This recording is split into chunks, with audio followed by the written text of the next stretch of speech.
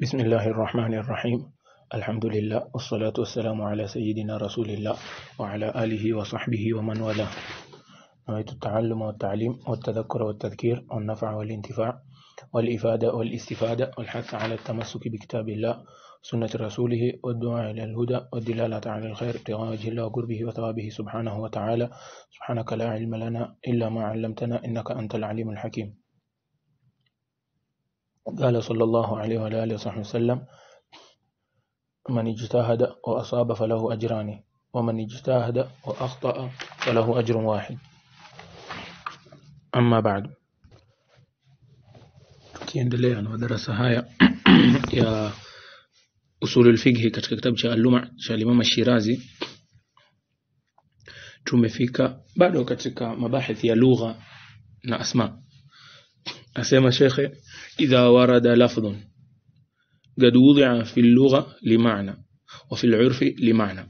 Asema tukipata lafdhi, ikija neno ambalo katika lugha lina maana, limewekwa maana fulani katika lugha na kuna maana fulani ya kinini, ya kiurfi.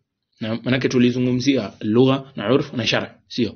Sasa asema tukija tukipata neno moja lina maana ya kilugha na lina maana ya kiurfi. Kwa mfano tuseme mfano tu neno lahm. Neno nini? Lahm. Neno lahm kilugha ni nyama yoyote, hata nyama ya samaki.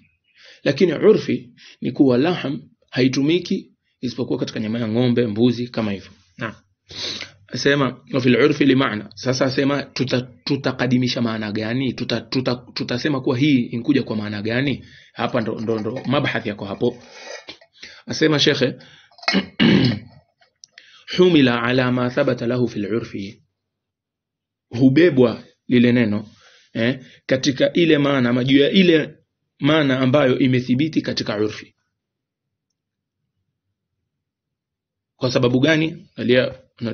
lianna al-urf tari'un, lianna al-urfa, kwa sababu urfu tari'un ala al-lugha, imekuja juu ya lugha au tuseme baada ya lugha, kama tulivyotangulia katika darasa zilizopita tukisema muraatu at-tari' al-arid au la kitu. Yani tukipata maana mbili, ile maana ya pili inayokuja, yani kuna maana ya asli kisha baada ya muda watu ikawa watumie lile neno kumaanisha maana ya pili, basi sisi tutachukua ile maana gani? Maana ya pili. Ndio aula, manake ndio ilozoeleka zaidi sasa. Tamam. Nasema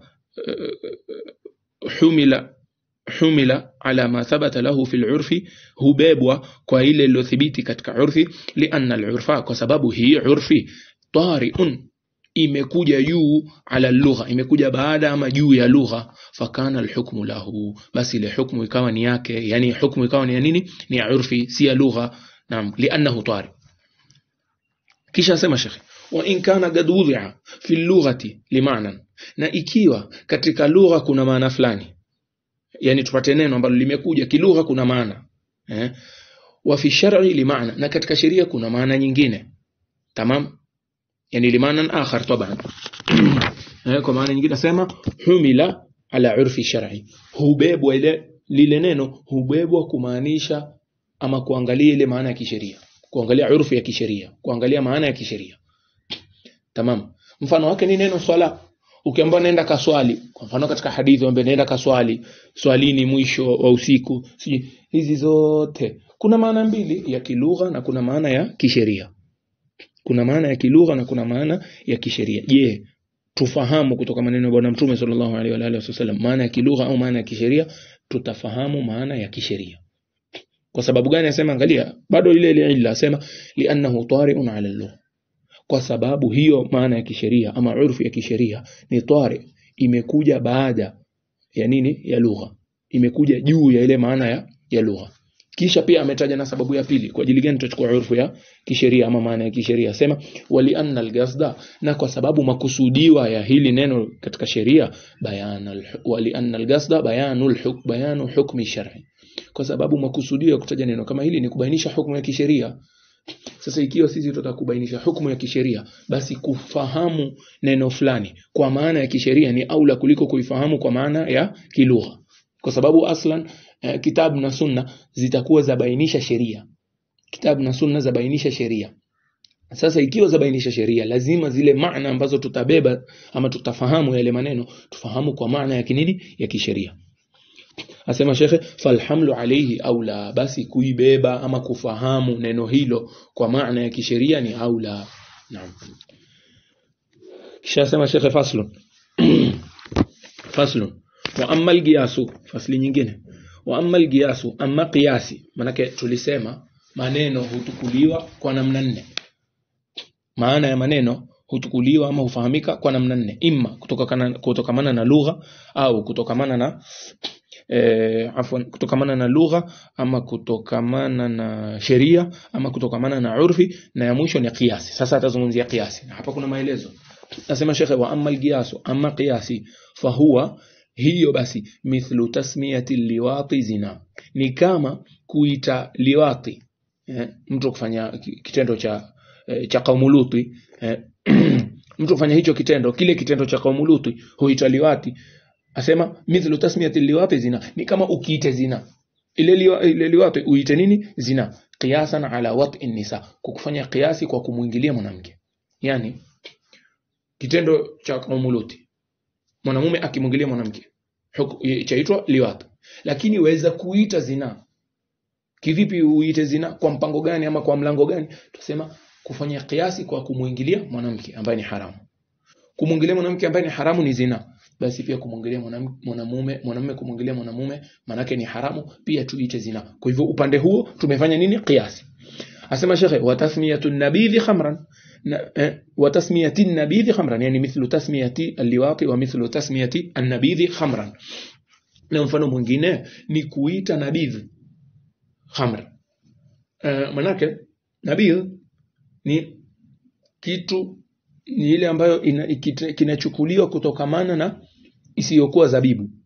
Khamri ni tembo linalotokana na nini? Zabibu. Kitu chochote kingine, tembo lolote lingine likitokana na kitu kingine, basi ile tembo huitwa nabidh Kiarabu. Sasa mtu Sheikh anasema hapa, na waweza kuita ile nabidh kwa upande wa kiasi, waweza kuita tembo kwa mfano intokana na mnazi, tasema ile tembo. Kivipi? Tutasema qiyasan ala al-khamr, asema qiyasan ala asir al-inab, kufanya qiyasi kwa ile juisi ya nini, asiri ya nini inayotokamana na inab, ambayo ni mazabibu. Tamam. Waqad ikhtalafa ashabuna fihi, na watu wetu yani ashabu Shafi'i wamekhtalifiana katika haya. Asema faminhum man qala, miongoni mwao kuna walosema yajuzu ithbatu al-lughati wal asma'i bil qiyas. Yani wakhtalifiana katika nini? Je, yafaa tuchukue maana ya maneno au majina, haswa hata si maana tu bali majina yenyewe tuyatumie kiasi, yani tutunge maneno kwa kiasi ama tulete maneno kwa kiasi? Je, yafaa ama haifai? Sasa asema faminhum man qala, kuna ambao wamesema, miongoni mwao kuna walosema yajuzu ithbatu al-lughati wal asma'i bil qiyas, yafaa kuthibitisha lugha na majina kwa nini? Kwa kiasi. Lakini hapa tuwe na kidogo waqfa. Hapa akisema al-asma kama tunavyojua kuna a'lam na kuna majina ambayo si a'lam, kuna a'lam wa ghair a'lam. Amma al-a'lam haufai kwa kiasi wala hakuna khilafu hapa. Yani a'lam ni kama Zaid, sawa, upate mtu mwingine ambaye jina lake si Zaid lakini useme huyu yamfanana na yule, basi huyu nitamuita Zaid pia kiasi, yani la, haisihi, si a'lam. Tamam. Bali asma hapa zinazokusudiwa ni yale majina majina ama tutasema kama ajnas ambazo zina maana fulani ambazo zafahamika. Sasa mtu fulani akiwa yuaitwa Zaid, ile Zaid yeye kuitwa Zaid si eti kuna maana fulani pale. Washa. Lakini kama hii tembo tulotaja ama kule kuzini kulotaja ama kufanya kitendo cha kaumu Luti, lile jina limepewa kwa maana fulani. Kwa hivyo kuna maana, ndio maana tukaweza kufanya kiasi. Kama itakavyokuja mwisho kwenye kiasi kuwa lazima kuwe na illa jamia. Sasa ikiwa illa jamia inatokana na ile maana iliyoko ndani ya lile neno. Sasa kwa mfano nabidh na khamr. Neno khamr ni kuwa lalewesha, ndio ikaitwa khamr. Sawa. Nabidh nabidh nini? Kwa nini vipi tutaita khamri ikiwa pia yalewesha? Sijui kama imefahamika. Kwa hivyo kuna maana fulani. Kwa hivyo a'lam haziingii hapa. A'lam za watu haziingii hapa. Naam. Sema Sheikh, وهو قول أبي العباس. نهيني قول يناني أبي العباس وأبي علي بن أبي علي ابن أبي هريرة. نعم هو أبو عباس ابن سريج. yoyote akisikia Ibn Surayj katika fiqhi moja kwa moja akili inaenda kwa yule Bashir as-Sayarifa. Naam, almuhim tutaje yani kauli hii ya kuwa yajuzu ya kauli ya nani, ya Abi al-Abbas na pia Ibn Abi Huraira, Ali ibn Abi Huraira, Abi Ali ibn Abi Huraira. ومنهم من قال kisha sema na miongoni mwao kuna walosema la yajuzu dhalik, haifai. Tamam, haifai kudhibitisha lugha kwa kiasi, na hii ni kauli baadhi ya maashabi zetu. Tamam, na pia imepokewa kwa madhehebu ya Abi Hanifa, yani watu wa Abi Hanifa, na pia imepokewa kutokana na baadhi ya nani mutakallimina, yani Ash'ari na Maturidi. Wale ulama wa aqida wasema la, lugha haithibitishi kwa kiasi, lugha ni tawqifia, hatuwezi kufanya kiasi katika nini, katika lugha. Naam, lakini anasema Sheikh wal awwal asah, na ile kauli ya kwanza ndio sahihi zaidi, na kihakika hiyo ndio kauli ya wengi wanazuoni hususan yani wa kiusuli, na hiyo ndio kauli ya wengi wa wanazuoni, na ataeleza kwa nini. Angalia, na dalili ni ya nguvu, lakini taban wale wanaopinga pia watakuwa na dalili zao. Asema Sheikh lianna al-araba, kwa sababu waarabu wafanyaje, sammat ma kana fi zamaniha min al-a'yan bi asma'i, yani waarabu waliita vile vitu vilivyokuwa wakati wao yani wale waarabu wa kwanza kuna vitu walivipata wakavipa jina fulani. Tamam, waliviita vile vitu ambavyo vilikuwa nao wakati ule a'yan, waliita kitu specific. Kwa mfano hiki kitabu wakakiita kitabu, kalamu kaita kalamu, kijiko kaita kijiko, waliita kile kitu cha kwanza walichokipata wakapa jina fulani. Asema thumma ngaradhu wangaradhat tilka al-a'yan, kisha hawa waarabu wakafa wote, wakafariki wakaondoka. Wangaradhat tilka a'yan, na zile zitu walozipa jina fulani, manake hiki wamekiita ni kijiko, hii wameita ni nguo, hii wameita ni kofia. Baada ya muda zikaondoka, vikaja vitu vingine. Vikaja nini? Vitu vingine. Angalia, asema Sheikh wa ajma'a an-nasu ala tasmiyati amthaliha bitilka al-asma, watu walokuja baadaye wakafanya ijma'i, hawakukhilafiana, hawafanya ikhtilafu, wakakubaliana kuwa hivi vitu vilivyokuja vipya ambavyo havikuwa mwanzoni wakakubaliana kuviita yale yale majina yaliyotumika mwanzoni. Yani ile kalamu ya mwanzo ndio iliitwa kalamu, kisha kulipokuja kalamu nyingine ikaitwa hivyo hivyo kalamu na hakuna mtu aliyopinga, yani kulikuwa na ijma'i kwa hili. Asema Sheikh wa ajma'a an-nas ala tasmiyati amthaliha bitilka al-asma, na watu wakakubaliana kuita vitu ambavyo vimfanana na vile mifano ya ile vitu ambavyo vilivyoisha waliviita kwa majina yale yale. Fadalla ala annahum gasuha, ikajulisha, yani hii ikawa ni dalili kuwa wao walifanya qiyasi gasuha ala al-a'yan allati samauha, kuwa wao walifanya qiyasi katika kwa vile vitu ambavyo vilikuwa vimetajwa jina au vimepewa majina kabla. Kwa sababu ya hii asema Sheikh basi yasihi nini, yasihi kufanya qiyasi katika lugha. Sijui kama imefahamika. Yani kwa mfano simu ya kwanza ilipotoka ikapewa jina simu, utaita hatif, utaita jawal, tuseme ikaitwa jawal. Simu ya kwanza kabisa tulipoona tukasema ni hatif ama ni jawal. Baada ya muda simu nyingine ikaletwa, ile simu ya pili ikapewa lile jina hatif. Ushaona kwa nini imepewa lile jina hatif? Kufanya kiasi kwa ile simu ya kwanza. Kitabu cha pili kwa nini kiliitwa kitabu? Kufanya kiasi katika kitabu cha kwanza. Wa hakadha. Ndio dalili ya nani? Ya Sheikh. Naam, nasema hakuna ati alopinga, na kweli hakuna alopinga, ingawa taban wale wana kauli kuwa kiasi haithibitishi lugha watakuwa na dalili zingine. Naam.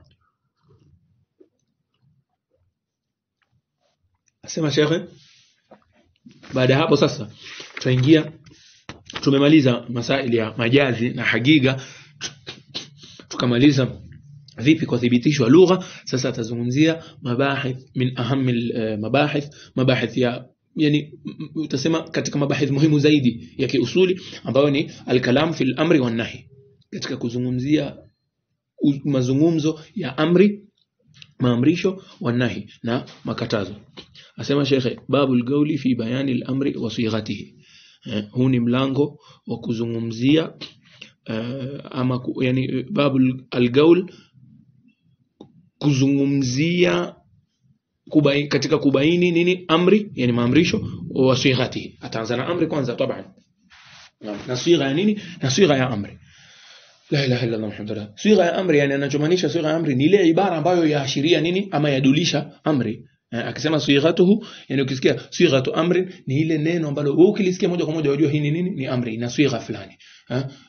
Sighatu nahi, yani ni ile neno ambalo kwa sigha hii basi ni mtu amekatazwa kitu. Asema Sheikh, i'lam, jua anna al-amra qawlun yastad'i bihi al-fi'lu mimman huwa dunahu. Naam, unaweza kusema yustad'a au yastad'i, fa'il almuhim haiko. Jua ya kuwa amri huwa qaulun, ni kauli, ni maneno. Tamam, na maneno kama ulama wa aqida watakwambia imma kalam nafsi au kalam lafzi au kalam nafsani au kalam lafzi. Hatuko hapo. Asema i'lam anna al-amra qaulun, ni neno, yastad'i bihi, yule mwenye kuzungumza yuataka, yuaitisha, yuatalab kwa neno hilo, bihi alfi'la, yuataka nini, yuataka fi'li mimman huwa dunahu, kutokana na yule mtu ambaye yuko chini yake. Kwa hiyo hapa kuna mambo. Kwanza, kitu cha kwanza kwa urahisi kabisa ni neno mimman huwa dunahu. Mimman hii ni jar na majruri, sio? Na kama tunavyojua jar na majruri na mutaallaq, hii hapa ni mutaallaq bil fi'l, yani kile kitendo kitokane na mtu ambaye yuko chini kidaraja kuliko yule mwenye kuzungumza. Kwa hivyo taarifa ya Sheikh ni kuwa kauli yoyote ambayo kauli hiyo yaashiria kwa mtu ambaye, kwa mtu mwingine afanye tendo fulani ama afanye kitendo fulani, na huyo mtu ambaye anaamrishwa ama yule mtu ambaye yuambiwa afanye kile kitendo ikiwa yuko daraja ya chini, basi hii inaitwa nini, amri. Tamam. Kwa hiyo ibara ya kwanza nasema qaulun yastad'i, ikiwa hakuna hii talab, ikiwa hakuna nini, hakuna talab, basi haiitwi amri. Ikiwa hakuna talab, hiyo haiitwi nini, haiitwi amri. Tamam, hilo la kwanza. Kisha kuna wengine wanazidisha katika taarifa, wasema binafsihi, yani qaulun yastad'i binafsihi, neno ambalo linaonyesha talab kwa dhati yake, kwa nafsi yake. Hii ni kuondoa ile akhbar ambazo zina nini, akhbar ambazo zimekuja kumaanisha amri. Kwa mfano, walwalidatu yurdi'na auladahunna, yani na mama huwanyonyesha watoto wao.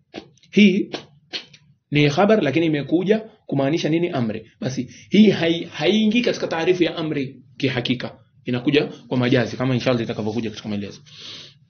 Qaulun yastad'i bihi al-fi'la mimman huwa dunahu. Naam, hapa sasa kuna mabahith. Kitu cha kwanza, wengine wamesema hii si sharti, si lazima yule mwenye kuambiwa afanye kitu, mwenye kuamrishwa awe yuko daraja ya chini. Wengine wasema hivyo. Tamam, kauli aliyotaja shekhe hapa ni kuwa lazima yule mwenye kuamrisha awe yuko daraja ya juu kuliko mwenye kuamrishwa. Tamam, kwa mfano baba amrisha mtoto, Mungu akituamrisha sisi, bwana mtume akituamrisha sisi. Tamam. Ama ikiwa sasa kwa taarifa ya shekhe, ama ikiwa wote wako sawa, kijana yomamrisha kijana mwenzake umri sawa, wako daraja sawa, hii haiitwi amri. Hii haiitwi nini, amri kwa taarifa ya shekhe. Tamam, hiyo ni kauli ya shekhe. Na kuna hii yaitwa al-ulu, hii ni sharti, yaitwa al-ulu katika wanausuli ya kwambia kuna kauli tatu kihakika. Kuna kauli ya kwanza yasema yushtaratu al-ulu, ndo hii fil amri yushtaratu al-ulu. Kisha kuna kauli ya pili ya kwambia la yushtaratu al-ulu bal yushtarat al-isti'la. Tuweni makini. Ya kwanza ni yushtaratu al-ulu, yani kuwa yule anayeamrisha awe yuko daraja ya juu kuliko yule anayeamrishwa. Kitu cha pili ama kauli ya pili ni kuwa la yushtaratu al-ulu, hakuna sharti ya ulu, waweza kuwa wote wako martaba moja, lakini yushtaratu al-isti'la. Vipi yani yushtaratu al-isti'la? Yani lazima mmoja aonyeshe uzito ama kuwa ati yeye yuko juu kidaraja, hata kama kihakika hayuko kidaraja. Kwa hivyo al-ulu, maana mtuambia al-ulu sifatul mutakallim, al-ulu sifatul mutakallim, lakini al-isti'la sifatul kalami. Al-isti'la, hata mtoto akisema wewe nenda kaswali, kwa ile nguvu aliyotumia ama swigha aliyotumia kwa ajili ni swigha ya ukali, basi ile inaitwa nini? Isti'la, ingawa pale hakuna nini ulum, manake mtoto amemamrisha mkubwa. Tamam. Sasa kuna wengine wakwambia la, bali yushtaratu al-isti'la, ile sharti ni nini? Kuna isti'la, ile swigha utakayotumia, yale maneno utakayotumia yaonyeshe nini? Ukubwa. Lakini wengine wasema la, bal la yushtaratu al-ulum wala al-isti'la. Katika amri hakuna sharti ya ulu wala hakuna sharti ya nini? Ya isti'la. Na wote wana dalili zao, tutaeleza inshallah. Naam. Kauli ya kwanza ni al-Imam at-Tabari.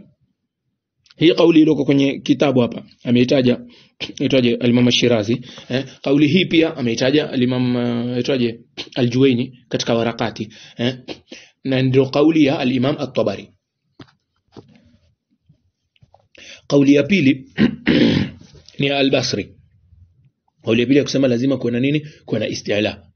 Kwa hiyo kwake si lazima kuwe na ulu. Inaweza kuwa hata mdogo yomamrisha mkubwa, lakini madamu ile sigha iliyotumika ni sigha ya kuonyesha ukubwa, hata ikiwa yeye ni mdogo, basi ile inaitwa nini? Amri. Kisha kauli ya tatu ndio ya al-Imam Ar-Razi. Na hii ndio kauli ya wengi katika maulama wa madhehebu ya al-Imam Ash-Shafi'i. Na hii ndio al-madhhab au al-mukhtar fi al-madhhab, ni kuwa hakuna sharti ya isti'la wala ulu. Na dalili ya hii kauli ya tatu ni kuwa utaona Firauni katika Qur'ani imetajwa akiwauliza wale washauri wake, sijui unzuru madha ta'murun, muamrisha nini nyinyi? Na twajua kuwa Firauni kulingana na wale watu wake yuko daraja ya juu. Ushaona sasa vipi yeye yuko daraja ya juu, yuauliza wale wa chini na yuambia muamrisha nini? Ile ni amri, sio maana wametumia neno famadha ta'murun, kwa hiyo ni amri. Ndio dalili ya maulama wetu. Kisha asema shekhe, wa min ashabina, na miongoni mwa watu wetu, yani ashabina Shafi'iyya, asema man zada fihi ala sabili alwujub, walaongeza katika taarifu hii ala sabili alwujub, yani amri ni kuamrisha kitu kwa namna ya wujub. Tamam. Na wengine wakaongeza zaidi wa ala sabili an-nadb. Hii mabahathi ala sabili alwujub kama kumaanisha kuwa amri ikija moja kwa moja ni al-amru lilwujubi, na itakuja inshallah mabahath khas atazungumzia masala hayo. Khalas, kwa hiyo haina neno tuingilie kwa sasa. Naam. Kisha asema shekhe, fa amma al-af'alu, sasa hii itakuja kama namna ya kufungua ile nini taarifu. Tutosheka na hapa, inshallah tutaendelea katika darasa zijazo. Sallallahu ala sayidina Muhammad an-nabiyil ummi wa ala alihi wa sahbihi wa sallam. Allahu a'la wa a'lam.